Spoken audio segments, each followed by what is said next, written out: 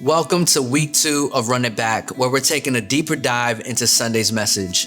This past week, we spoke about taking care of our mind. In Romans chapter 12, verse 2, the Apostle Paul says, "Do not be conformed to this world, but be transformed by the renewal of your mind, that by testing you may discern what is the will of God, what is good, acceptable, and perfect." This was the verse that anchored our message. We said in order to do that, we have to do a few things. Number 1, take care of your mind by going back to what God has said. Don't be fixated on your own thoughts about yourself and your situation or what the world has to say, but ask yourself, what does God have to say about you and your situation? Number 2, take care of your mind by guarding it against lies.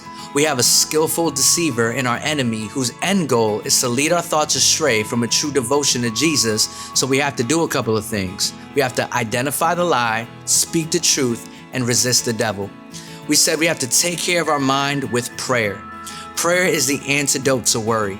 The praying mind is introduced to peace of mind when that mind finds itself praying and praying often. We have to take care of our mind by holding every thought captive.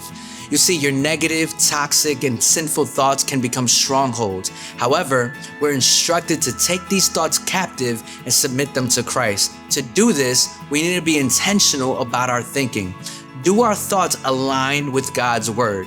And now today, I'm giving you a 5th point. Take care of your mind by what you allow yourselves to see and to hear. Philippians chapter 4, verses 8 through 9. Finally, brothers, whatever is true, whatever is honorable, whatever is just, whatever is pure, whatever is lovely, whatever is commendable, if there is any excellence, if there is anything worthy of praise, think about these things, what you have learned and received and heard and seen in me. Practice these things, and the God of peace will be with you. So the Apostle Paul ends this section of his letter by highlighting that they have seen and heard something worth copying from him. So as they witnessed with their eyes and heard with their ears this example of Paul, it should impact the way that they live.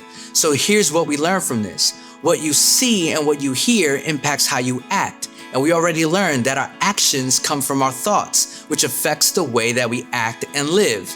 So if we can say that about witnessing something good, the opposite is true as well.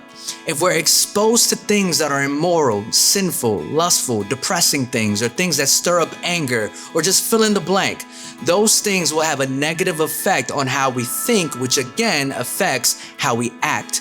What you allow yourselves to be exposed to matters, because whether you realize it or not, it is influencing where your life is headed. If you're watching or listening to things and people that aren't good for your soul, then that's a pretty good indicator that it's not good for your mind. And because the mind is what controls the person, we better make sure that we're setting healthy boundaries around what we see and hear on a daily basis. Matthew chapter 6, verses 22 to 23, Jesus says, "The eye is the lamp of the body. So if your eye is healthy, your whole body will be full of light.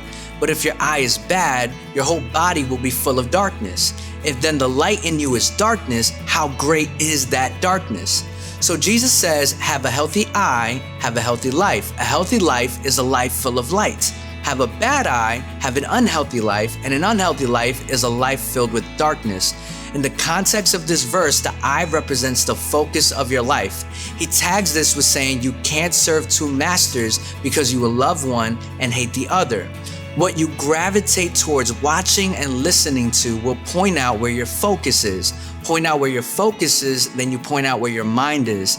So let's make sure we're intentional about what we allow ourselves to see and to hear.